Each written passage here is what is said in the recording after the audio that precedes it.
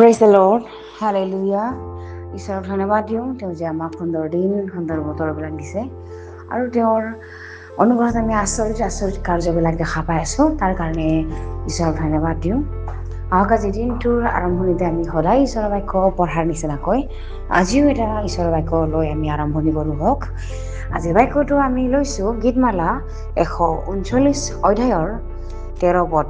ইয়াত সুন্দৰ ঈশ্বৰৰ বাক্যই আমাৰ কাৰণে কৈছে, কিয়নো তুমিয়ে মোৰ অন্তঃকৰণ সৃষ্টি কৰিলা, তুমি মোক মাতৃৰ গৰ্ভতে গঠন কৰিলা।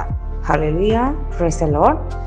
ইয়াতে দাউদে ঈশ্বৰক প্ৰশংসা কৰি আছে যে আমি মানৱ জাতিত, আমি মানুহ হৈ জীয়াই আছোঁ, আমাক কোনে বনালে, আমাৰ অন্তঃকৰণটো কোনে বনালে, আমি কেনেকৈ মানৱ জাতি হিচাপে আমি হ'লোঁ, কাৰ দয়াত? একমাত্ৰ ঈশ্বৰৰ দয়াত। আমেন। সেইকাৰণে দাউদে ধন্যবাদ দি আছে যে কিয়নো তুমিয়ে মোৰ অন্তঃকৰণ সৃষ্টি কৰিলা বুলি কৈছে। অন্তঃকৰণ, আমাৰ হৃদয়টো ঈশ্বৰে সৃষ্টি কৰিছে, য'ত তেওঁ নিজে বাস কৰে। হালেলুয়া।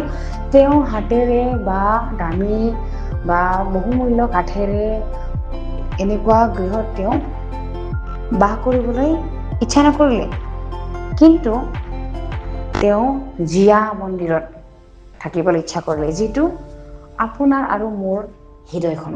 হালেলুয়া। আপোনাৰ আৰু মোৰ হৃদয়খন। সেইকাৰণে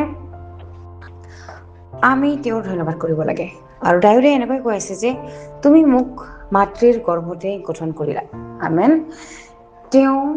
আমি যেতিয়া মাতৃৰ গৰ্ভত আমি উৎপন্নই হোৱা নাছিলোঁ, আমি গঠনেই হোৱা নাছিলোঁ, তেতিয়াৰ পৰা তেওঁ আমাক জানে যে এইগৰাকী মাতৃৰ গৰ্ভত মোৰ এই সন্তানটি জন্মিব। আমেন। তেতিয়াই তেওঁ আমাক গঠন কৰিছে যে আমাৰ হাত ভৰি কেনেকুৱা হ'ব, আমাৰ ৰং কেনেকুৱা হ'ব, আমাৰ নামটো কি হ'ব, আমাৰ গোটেই ফিউচাৰত কি হ'ব, তেওঁ গোটেইটো তেতিয়ানে আমাৰ কাৰণে